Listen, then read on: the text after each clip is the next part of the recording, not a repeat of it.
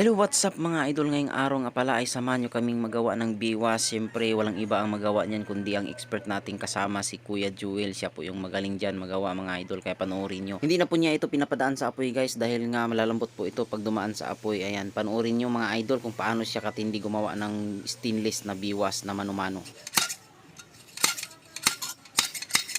Kaya panoorin nyo hanggang dulo para makilala nyo kung sino ang expert nating manggagawa ng biwas at pwede kayong mag-order sa kanya kahit anong size. Kaya mga idol, panoorin mo hanggang dulo para makilala nyo mga idol. Ito yung pinaka-expert natin manggawa ng biwas.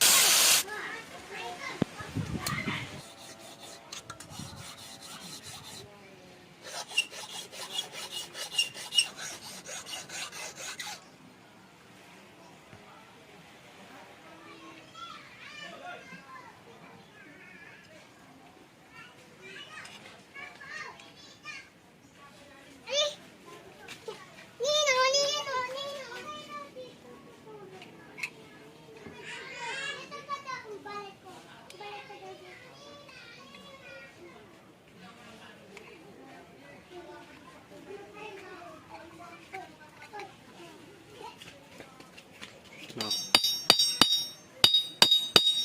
Para tumibay.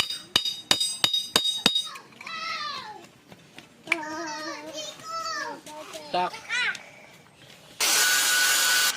Ipis na.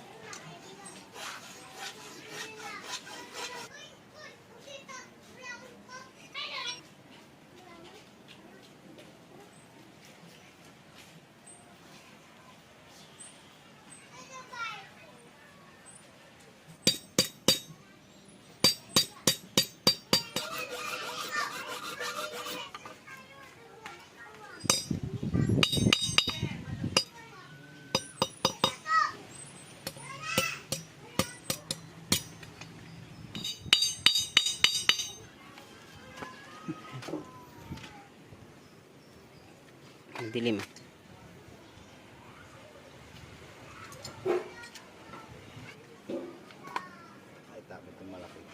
Ha?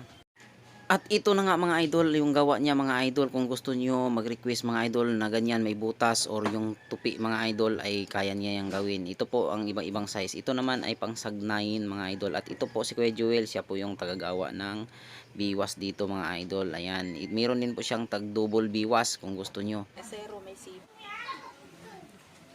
Ay, yung pang pangtangigi ito. Oh.